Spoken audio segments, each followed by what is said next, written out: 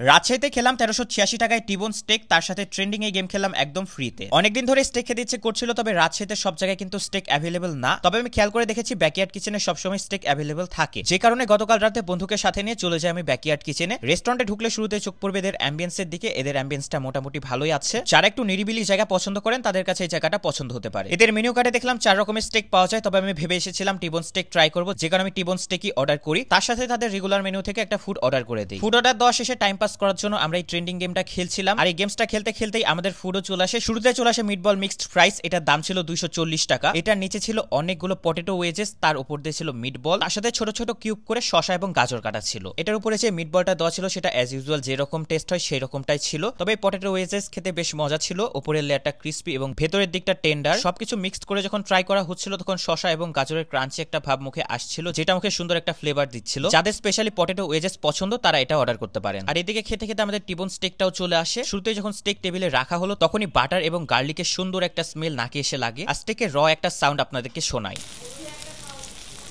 এখন কি আপনাদেরও আমার মতো লোভ লাগছে? খাবার যখন সামনে আসে লোভ সামলাতে না পেরে শুরুতে আমি স্টেকটা কাট করি। এই স্টেকের সাথে একটা 1:1 রাইসও দিয়েছিল। টোটাল মিলে এই প্ল্যাটারটার দাম ছিল 1386 টাকা। হালকা প্রেস করার সাথেই সুন্দর করে কাট হয়ে যাচ্ছিল। আর স্টেকের টেক্সচারটা জাস্ট দেখেন কত সুন্দর আর কত জুসি লাগছে দেখতে। স্টেকটা বেশ টেন্ডার ছিল, তার সাথে স্মোকি একটা ফ্লেভার পাচ্ছিলাম। গার্লিক এবং বাটারের টেস্টটাও স্টেকের ভেতরে ভালোভাবেই গিয়েছিল। সব মিলে এই স্টেকটা আমার কাছে বেশ পছন্দ হয়েছে। আর স্টেকের ওজন ছিল 200 গ্রাম। এটার কোয়ান্টিটি একজনের জন্য একদম পারফেক্ট, তবে আপনারা যদি শেয়ার করে খেতে চান তাহলে আপনাদের কাছে একটু কম মনে হতে পারে। এখানে যে ফ্রাইড রাইস দিয়েছিল এটা একদম প্লেন না, হালকা স্পাইসি ছিল, যেটা স্টেকের সাথে বেশ ভালোভাবে ব্যালেন্স করছিল। স্টেকের সাথে একটা সস প্রোভাইড করে তারা, যেটা দিয়ে যখন স্টেক ট্রাই করা হচ্ছিল তখন এটার টেস্ট আরো এনহ্যান্স হয়ে যাচ্ছিল। ওভারঅল এদের ফুড আমার কাছে ভালোই লেগেছে। আপনারা যারা এখানকার স্টেক অনেক আগে ট্রাই করেছেন তারা অবশ্যই কমেন্ট করে জানাবেন আপনাদের কাছে এখানকার স্টেক কেমন লেগেছে। আর ব্যাকইয়ার্ড কিচেনের লোকেশনটা খুবই ইজি, এটার লোকেশন হচ্ছে সাগরপাড়া। যাই হোক, এই ছিল আজকের ভিডিও। দেখা হচ্ছে পরবর্তী কোনো ভিডিওতে। আজকের মধ্যে পর্যন্তই, বাই।